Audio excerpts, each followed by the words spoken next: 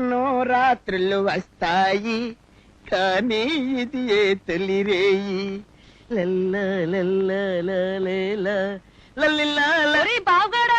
బావగాడు ఏంటమ్మా తలగళ్ళలాగా ఎంచక్క బావగారు మొగుడు గారు అని పిలవచ్చుగా. అది కాదురా, నా గదిలోకి ఎందుకు వచ్చావమ్మా? చాలా పనుండి వచ్చానమ్మా. మరి ఇప్పుడు మన ఇద్దరు తర్వాతనే కదా మీ అన్నయ్య కొద్దికి పెళ్ళైంది. అవును. మరి ఆవిడ చూడు ఎంచక్క వాంతులు చేసుకుంటుందో. మరి నువ్వెప్పుడు బుళ్ళుక్కు బుళ్ళుక్కుమని వాంతులు చేసుకుంటావు? వాంతంటే నాకు అసహ్యం. నువ్వే చేసుకురా. నేను చేసుకోవాలా? నేను వాంతులు చేసుకుంటే కలరా అనుకుంటారమ్మా. నువ్వే చేసుకోవాలమ్మా వాంతులు. ఒరే, వాన్ చేసుకుంటే ఏమొస్తుందమ్మా? నాలాగా అందమైన పిల్లలు పుడతారమ్మా. నిజంగానా? అయితే నేను ఇప్పుడే వాన్ చేసుకుంటా. వాంతి చేసుకుంటే పిల్లలు పుట్టరే. పిల్లలు పుట్టాలంటే కొన్ని ఆటలు ఆడాలి. ఏం ఆటలు? చెప్తా కదా. ఇప్పుడు ఇవేంటి తెలీదా? పాలు. అర్రే ఇవేంటి? పళ్ళు. Very good. మరి ఇవేంటి? మల్లెపూలు. అయ్య బాబాయ్ బాబాయ్ బాబాయ్, మా బుజ్జికి అన్ని అర్థమైపోతున్నాయి. మాట సులువుగా అర్థం చేసుకుంటుంది. ఈ పాలు తగైనా? తగాయి. ఆ పళ్ళు తినేస్తా. అన్ని పళ్ళు తినేయి, గెలగెలా తినేయి. ఇది మాత్రం వదిలిపెట్టు. ఆ మూల కూర్చొని తినేయి. పాలు తాగేసి పళ్ళు తినేయి. ఈ లోపు నేను పని చేస్తా. పుడతాడు బాబొకడు మాకు, వాడి పేరేంటో నాకింకా తెలియదు. దీని బ్రెయిన్ మాత్రం వాడికి రాకూడదు. పుడతాడు మాకొకడు బాబు, పిచ్చి మా బాబుకి జోలలాలి, చిన్ని మా తండ్రికి లల్లి లాలి, పిచ్చి మా బాబు.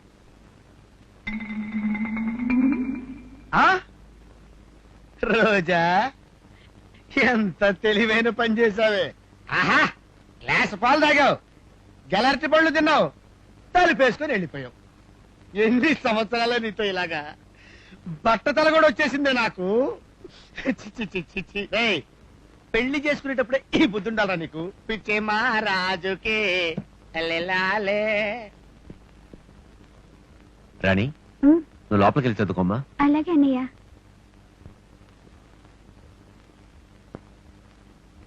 సుగుణ, డాక్టర్ గారు నీకు ఒంట్లో చాలా నీరసంగా ఉందని చెప్పారు. రక్తం కూడా చాలా తక్కువగా ఉందన్నారు. అందుకోసం నీకు టానిక్, ఆ వైటమిన్ టాబ్లెట్స్ తీసుకొచ్చాను. ఇవి రోజుకు 2 సార్లు వేసుకుని. నాకు మందులు మాత్రం ఏం వద్దండి. ఎందుకని? మనసు బాగున్నప్పుడు మందులు ఎన్ని వేసుకుంటే మాత్రం ప్రయోజనం ఏముందండి? అర్థం లేకుండా మాట్లాడదు. ఇలా మొండి పట్టుదలతో కూర్చుంటే ఆరోగ్యం పాడవుతుంది. ఆరోగ్యం పాడవుతుంది, ఆ పైన ప్రాణం పోతుంది. అంతే కదా. పోతే పోనివ్వండి, ఉండి సాధించేదే ఉంది. ఏంటి నువ్వు మాట్లాడేది? అసలే నెల తప్పిందని కడుపులో ఉన్న బిడ్డ గురించి కూడా ఆలోచించవా? ఏమండి, రూపం ఆకారం తెలియని కడుపులో ఉన్న బిడ్డ గురించి ఇంత శ్రద్ధ తీసుకుంటున్నారు. ఆ బిడ్డ మంచి గురించి ఆలోచించాలంటున్నారు. అలాంటిది ఇన్నేళ్ల పాటు ఈ చేతులతో ఎత్తుకుని ఆడించి పెంచి పెద్ద చేసిన నా చెల్లి తమ్ముళ్ళు ఎటో వెళ్ళిపోతే ఒక ఆడదానిగా నా మనసు ఎంత ఆవేదన పడుతుందో తెలుసా? అరే, నాకు వాళ్ళ మీద ఏదో ఇష్టం ఉన్నట్టు మాట్లాడుతున్నావేంటి? ఇప్పుడు కూడా పోలీస్ స్టేషన్ వెళ్ళాను, ఇన్స్పెక్టర్ గారితో మాట్లాడే వస్తున్నాను. అనవసరంగా మనసు పాటు చేసుకోకుండా ఈ మందులు వేసుకో. నాకు అక్కర్లేదని చెప్పాను కదండి. నన్ను వేధించక వెళ్ళండి. Don't be silly I see. ఇలా ఉంటే కడుపులో ఉన్న బిడ్డ అవుతాడు.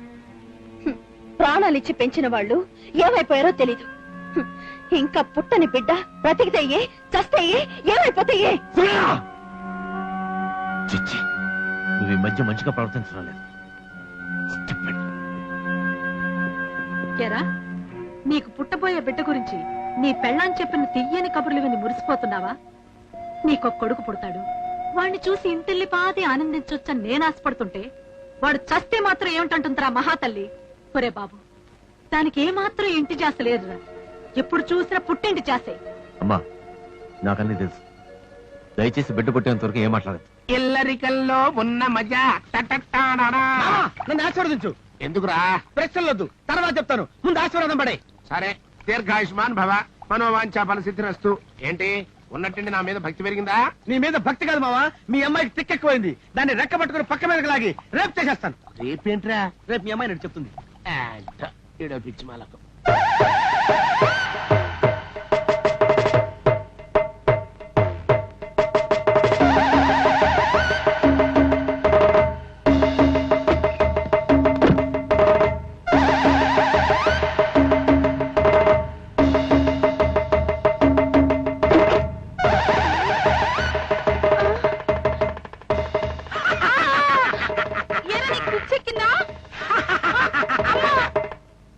అమ్మా సుగుణ, నీకు ఉత్తరం వచ్చిందమ్మా.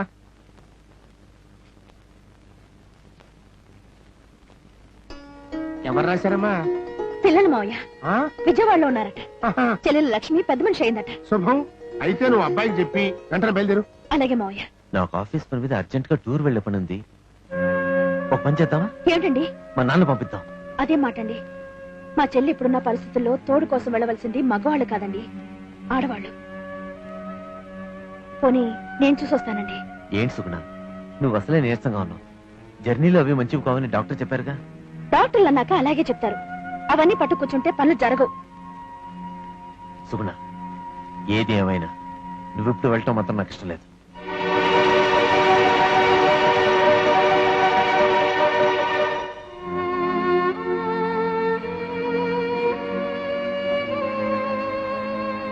ఏమా ఏమన్నాడు? నేను వెళ్ళడం తనకిష్టం లేదన్నట్టుగా మాట్లాడారు మావయ్య. మాట్లాడాడు. మాట్లాడతాడు వేధవా. తల్లి పెంపకం నుంచి వచ్చినాడు కదా. ఓ మమత ప్రేమ ఏడిచేస్తే కదా. వేధవాని వేధవ. చూడమ్మా, అబ్బాయి ఎలాగో క్యాంప్ వెళ్తున్నాడు కాబట్టి వాడు తిరిగి వచ్చేసరికి నువ్వు అలా వెళ్ళి ఇలా వచ్చేసాయి. మావయ్య చూడమ్మా, తల్లి లేని పిల్ల అక్కడ నీ అవసరం ఎంత ఉంటుందో ఓ తండ్రిగా నేను అర్థం చేసుకోగలమ్మా. ఇక్కడ విషయాలని నేను చూసుకుంటా కదా. నువ్వేం భయపడబాక, నువ్వు వెళ్ళిరా.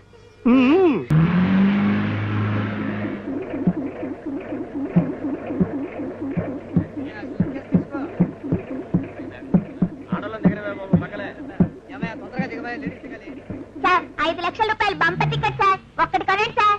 రాజు, అక్క రాజు, అక్క. ఏమిట్రా ఇది? లాటరీ టికెట్లు అమ్ముతున్నావా? అవునక్క. ఆంధ్ర, భూటాన్, తమిళనాడు, మహారాష్ట్ర, కేరళ ఒక్కటేంటక్క, మొత్తం ఇండియా అంతా నా చేతిలో ఉంది. పదక్క ఇంటికి వెళ్దాం. అక్క, లక్ష్మి,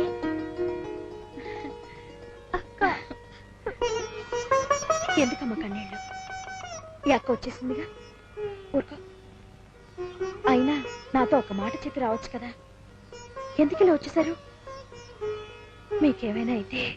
అదేమిటమ్మా, మేమంతా లేవు. కష్టంలో ఉన్న పిల్లలు చూడగానే జాలేసింది. ఎలాగూ ఇల్లు ఖాళీగా ఉంది, ఇందులో ఉండమన్నామమ్మా. విషయం తెలిసిన తర్వాత నేనే గట్టిగా చెప్పి నీకు ఉత్తరం రాయించాను. ఏ బంధం లేకపోయినా మీరు వెళ్ళి చేరదీశారంటే నేను బిడ్డల్ని కన్నదానేనమ్మా. ఇక నీకన్నీ బాగా జరుగుతాయి. వెళ్ళొస్తానమ్మా. మంచిది. రాజు, నీకు కాళ్ళు లేకపోయినా ఇంత చిన్న వయసులో ఎన్ని బాధ్యతలు మోస్తున్నావురా? అదేంటక్క, చిన్నక్కేమో అగరత్తులు తయారు చేసి అమ్ముతుంది, రాము ఏమో టికెట్లో పనిచేస్తున్నాడు. అక్క, నేను రోజుకి 5 రూపాయలు సంపాదిస్తున్నానక్క. పెద్ద సంపాదించావులేవా. నేను రోజుకి 25 రూపాయలు సంపాదిస్తున్నానక్క. అక్క, నేను సంపాదించి 5 రూపాయలు తీసుకొచ్చి చిన్నక్క చేతికి ఇస్తున్నాను. కానీ వీడు 25 రూపాయలు సంపాదించి 10 రూపాయలే ఇస్తున్నాడు. మిగతా డబ్బులు ఏం చేస్తున్నాడో చెప్పట్లేదు. నువ్వు అడగక్క. ఏరా, రాము చెప్పింది నిజమేనా? అంత పెద్దవాడైపోయారా? నీకేంట్రా అంత ఖర్చు? మిగతా డబ్బంతా ఏం చేస్తున్నావు? చీటీ కడుతున్నానక్క. చీటీ ఎందుకురా? అక్క, కొత్తగా పెళ్ళైన ఆడపిల్లని పుట్టింట్లో తొలి పండక్కి పిలిచి కూతురికి అల్లుడికి కొత్త బట్టలు పెడతారు. నాన్న నిన్ను బావని పండక్కి రమ్మని పిలుస్తూ ఉత్తరం కూడా రాశారు. కానీ అనుకోకుండా పోయారు. అక్క, నేను కుంటివాణ్ణి కావచ్చు, కానీ నీకు తోడబుట్టిన వాణ్ణి. నీకు జరగాల్సిన అచ్చటా ముచ్చటా జరపవలసింది నాన్న తర్వాత నీవే కదక్క. అందుకని ఈసారి పండక్కైనా నిన్ను బావని పిలిచి కొత్త బట్టలు పెట్టాలని చీటీ కడుతున్నానక్క.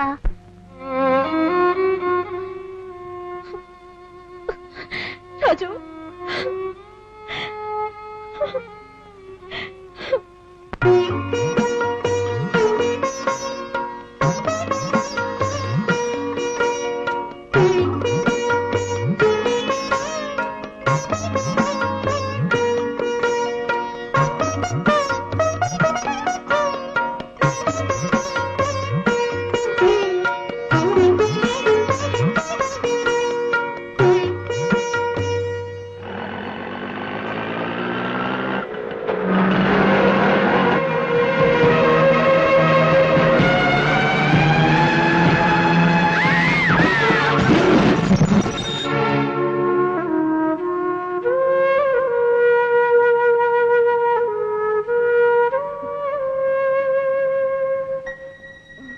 కాసేపు బయట కూర్చో పాప. డాక్టర్, నా కడుపులో నొప్పిగా ఉంది. యాక్సిడెంట్ లో నీకు అబార్షన్ అయింది.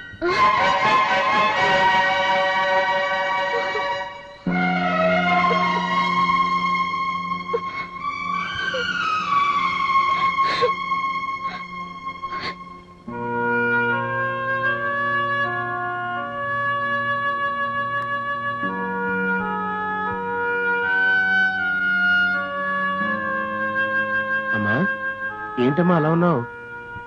ఏం జరిగిందో చెప్పమ్మా. పిల్లలు బానే ఉన్నారుగా? ఏంటమ్మా కళ్ళమ్మ నీళ్ళు పెట్టుకుంటున్నావు? ఏం జరిగింది? మావయ్య, నేను అక్కడికి వెళ్ళి వాళ్ళని కలుసుకున్నాను.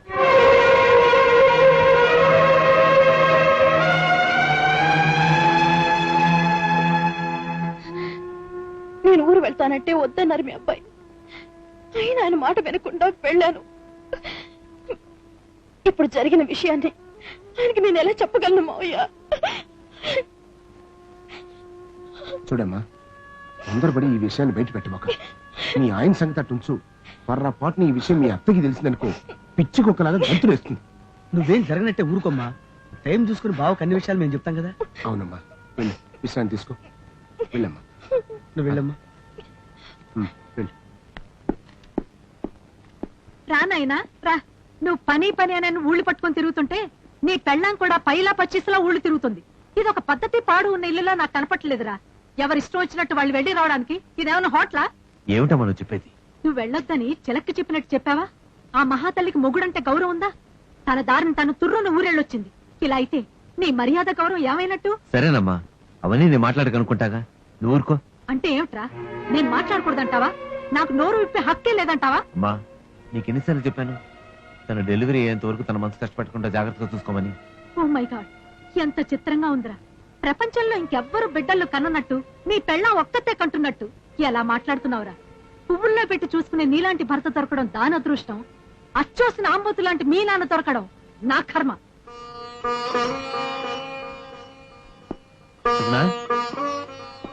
సుగుణ, ఈ రోజు నా ఫ్రెండ్స్ టిఫిన్కి వస్తున్నారు, ఆ ఏర్పాట్లు చూడు. ఏమండి, మీతో చెప్పకుండా నేను ఊరు వెళ్ళడం తప్పు. నన్ను క్షమించండి. అరే, ఇప్పుడు ఆ విషయాలు ఏం అడగలేదుగా, ఎందుకు మన్నింపులు క్షమాపణలు? అది కాదండి, వెళ్ళిన చోట అనుకోకుండా. ఇప్పుడు అవన్నీ అనవసరం. నువ్వు పార్టీ కావాల్సిన సిద్ధం చెయ్యి, నేను ఎప్పుడు వస్తాను.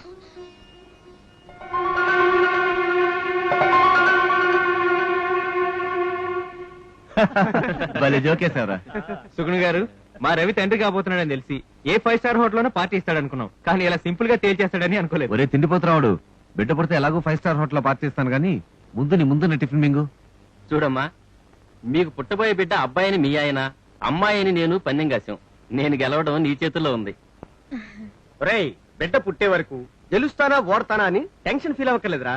స్కానింగ్ తీసి అబ్బాయి అమ్మ అని తేల్చి పారేస్తారు. పందెం డబ్బు ముందే తీసుకోవచ్చు. ఒరే డాక్టర్, ఒకవేళ అబ్బాయిని తెలిసినా అమ్మాయిని చెప్పి 1000 రూపాయలు నాకు వచ్చేది చేస్తే 500 రూపాయలు నీకు ఇచ్చుకుంటారా?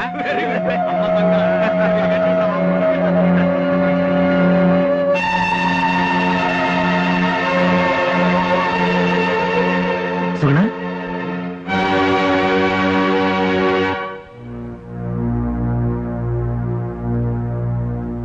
ఏమైంది? కళ్ళు తిరిగి పడిపోయింది అత్తయ్య. రవి, ఓసారి లేరా.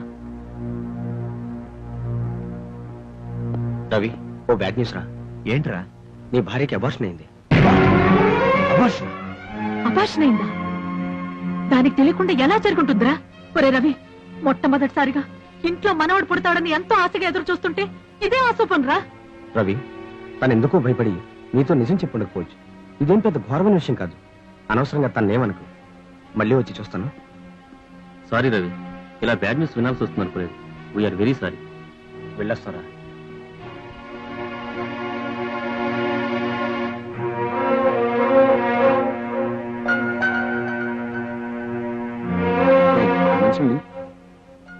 ఒక డాక్టర్ వచ్చి టెస్ట్ చేసి చెబితే తప్ప అబార్షన్ జరిగిందనే నిజం తెలియలేదు మనకి. ఈ నిజాన్ని మన దగ్గరే దాచిందనమాట. దీనికి మనం తలదించుకోవాలరా.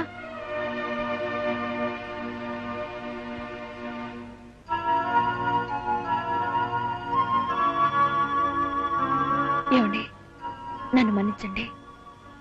ఊరు వెళ్ళినప్పుడు ఆటోలో వస్తుండగా యాక్సిడెంట్ అయ్యి. నాతో చెప్పుకుంటా నువ్వు ఊరికి వెళ్ళావు. జరిగింది దాచిపెట్టిన నవ్వుమానించావు. నలుగురిలో నన్ను ఫోన్లు చేశావు. నేను కావాలని ఆ విషయం దాయలేదండి. అవునరా, వచ్చి రాగానే అమ్మాయి ఈ విషయం నీతో చెప్తాను అంది. తర్వాత చెప్పొచ్చని మేమే ఆప్ చేసాం. Shut up. అంతా కలిసి ఏకమై నాటకాలు ఆడుతున్నారు. ఒరే రవి, ఈ ఆటో యాక్సిడెంట్ ఇదంతా కట్టు కదరా. ఇది కావాలని అపార్షన్ చేయించుకున్నట్టుంది. బిడ్డని కంటే తన చెల్లి తమ్ముళ్ళని పెంచుకోలేమోనన్న దురుద్దేశంతో ఈ పని చేసి ఉంటుంది. ఈ ఊళ్ళో అయితే అందరికీ తెలుస్తుందని చెప్పకుండా వాళ్ళ ఊరెళ్ళి పాపిష్టి పని చేసింది. అంత దారుణమైన నింద నా మీద వేయకండి. మా అమ్మ మీద ఒట్టేసి చెప్తున్నాను, ఇది నేను ఎవరి కోసమో చేసిన పని కాదు. నా కడుపులో బిడ్డ నేనే చంపుకుంటానని ఎలా అనగలుగుతున్నారు? నీ బుద్ధి తెలిసే అనగలుగుతున్నానే. ఆ రోజు నా కొడుకుతో నువ్వేమన్నావు? బిడ్డ పుడితే అంతా చస్తే అంతా అనలేదు. ఆ రోజు మాటల్లో అన్నావు, ఈ రోజు చేతల్లో చూపించావు. మీకు 4 పిల్లలున్నారు. మీరు కన్న తల్లి. కోపంలో బిడ్డను చావు అంటుంది తల్లి. అంత మాత్రాన వాడిని చావుమనా? ఉపమానాలు ఉదాహరణలు చెప్పద్దు. కడుపు తీయించుకోవాలనుకున్నావు, తీయించుకొని వచ్చావు. ఏమండి, మీ అమ్మగారు ఎలా మాట్లాడుతున్నారో చూసారా? దయచేసి ఆవిడ మాటలు మీరు నమ్మకండి. ఎవరిని నమ్మాలో ఎవరిని నమ్మకూడదో నువ్వు నాకు చెప్పక్కర్లేదు. ఇంత జరిగాక నిజం తెలుసుకోలేనంత మూర్ఖుని కాదు నేను. వద్దండి, మీరు కూడా అలా మాట్లాడకండి. ఎవరన్నా నేను భరించగలను గాని మీరంటే నేను భరించలేనండి. నేను కావాలని చేయలేదండి, నన్ను నమ్మండి. ఒరేయ్, ఇది ఏడుపులతో కప్పిపుచ్చాలని చూస్తున్నా. ఏమిటే మీరు మాట్లాడేది? పాప అమ్మాయి అంత ఏడుస్తూ చెప్తూ ఉంటే మీకు నమ్మకం లేదు? అసలు మీరు మనుషులేనా? ఇది హరిశ్చంద్రుడు కూతురు, ఇది చెప్పింది మేము నమ్మాలి. ఇంకొక మాట మాట్లాడేమంటే నీ ముఖం పచ్చడైపోతుంది. ఏంటి పడతా? పడతానా నేను? ఆగండి. కట్టుకున్న మనిషి నన్ను నమ్మనప్పుడు మీరెందుకు మధ్యలో పోట్లాడుకోవటం? నేను కావాలని చేశాననుకోండి. అనుకోండి అంటే నువ్వు కావాలని చేసావు. అవును, నేను చేశాను. అయితే ఏంటి? తప్పు చేసిన సలక భర్తకి ఎదురు సమాధానం చెప్తావే. అసలు నువ్వు ఇంట్లో ఉంటాను పిల్లలు. రేయ్, రేయ్, రేయ్, రేయ్, రేయ్, వదిలేయ్,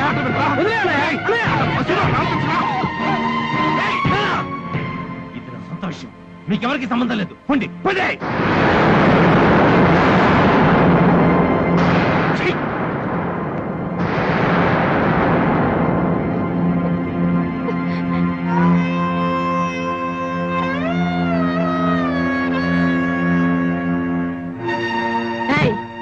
నీ పుట్టింటి నుంచి తీసుకొచ్చిన ఆస్తి పాస్తులు తీసుకొని పో.